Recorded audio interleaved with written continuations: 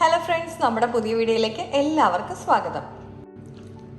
നമ്മുടെ ഇന്നത്തെ റെസിപ്പി പാവയ്ക്ക കൊണ്ട് ഉണ്ടാക്കാവുന്ന ഒരു ക്രിസ്പി ഫ്രൈ ആണ്. അപ്പം നമുക്കതെങ്ങനെ ചെയ്യുന്നതെന്ന് നോക്കിയാലോ. അപ്പം നമ്മുടെ ക്രിസ്പി ഫ്രൈ തയ്യാറാക്കാനായിട്ട് നമുക്ക് ഈ പാവയ്ക്ക ഒന്ന് റൗണ്ട് ഷേപ്പിൽ കട്ട് ചെയ്തെടുക്കാം. ഞാനിപ്പോൾ ഇവിടെ ഇത് റൗണ്ട് ഷേപ്പിൽ കട്ട് ചെയ്ത് വെച്ചിട്ടുണ്ട്. നമുക്കിനി ഇതിൻ്റെ കുരുവെല്ലാം കളഞ്ഞെടുക്കാം. നമുക്കിതിലേക്ക് കുറച്ച് ഉപ്പിട്ട് പുരട്ടി ഒരു 10 മിനിറ്റ് മാറ്റി വയ്ക്കാം.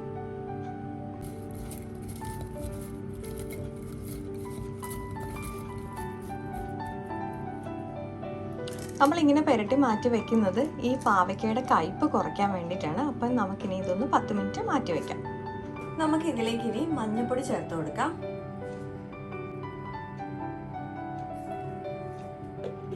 ലേശം മുളക് പൊടി ചേർത്ത് കൊടുക്കാം.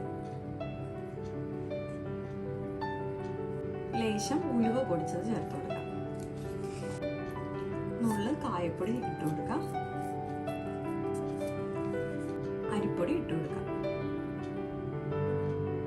അരിപ്പൊടിയോ കോൺഫ്ലവറോ ഏത് വേണമെങ്കിലും ആഡ് ചെയ്യാം. നമുക്കിനി നന്നായിട്ടൊന്ന് മിക്സ് ചെയ്യാം. നമുക്ക് ഉപ്പ് പോരായ്മ ഉണ്ടെങ്കിൽ ഈ സമയത്ത് ആഡ് ചെയ്ത് കൊടുക്കാം.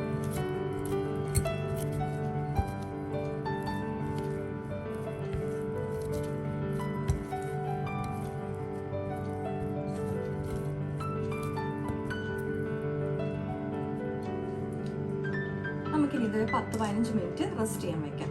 നമുക്കിനി നമ്മുടെ പാവയ്ക്ക ഫ്രൈ ചെയ്തെടുക്കാം. ഞാനിപ്പോൾ ഇത് മീഡിയം ഫ്ലെയിമിലാണ് ഇട്ടേക്കുന്നത്. നമുക്കൊരു 5 മിനിറ്റ് ഇതുപോലെ മീഡിയം ഫ്ലെയിമിൽ ഇട്ട് കൊടുക്കാം. നമ്മുടെ എരിവ് അനുസരിച്ചിട്ട് മുളക് പൊടിയൊക്കെ ആഡ് ചെയ്ത് കൊടുക്കാം. ഞാനിപ്പോൾ എരിവ് കുറച്ചാണ് എടുത്തേക്കുന്നത്. നമുക്കിതിലേക്ക് ലേശം കറിവേപ്പില ഇട്ട് കൊടുക്കാം. എന്നിട്ട് നമുക്കിതൊന്ന് മറിച്ചിട്ട് കൊടുക്കാം.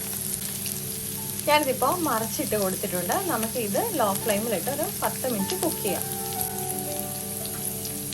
നമുക്കിത് ഒന്നുകൂടെ മറിച്ചിട്ട് കൊടുക്കാം. ഒരു 2 തവണ നമ്മൾ അങ്ങോട്ടും ഇങ്ങോട്ടും മറിച്ചിട്ട് കൊടുത്താൽ മാത്രമേ ഇത് നന്നായിട്ട് ഫ്രൈ ആയി കിട്ടുള്ളൂ. അപ്പം നമ്മുടെ പാവയ്ക്ക ക്രിസ്പി ഫ്രൈ ഇവിടെ റെഡി ആയിട്ടുണ്ട്. അപ്പം എല്ലാവർക്കും ഇഷ്ടപ്പെടുന്നതാണ്. കുട്ടികളാണെങ്കിൽ പോലും ഇതിൽ കയ്പുണ്ടെന്നും പറഞ്ഞ് മാറ്റി വയ്ക്കത്തില്ല, ഇത്രയും നല്ല ഫ്രൈ ആയിട്ട് കൊടുത്താൽ.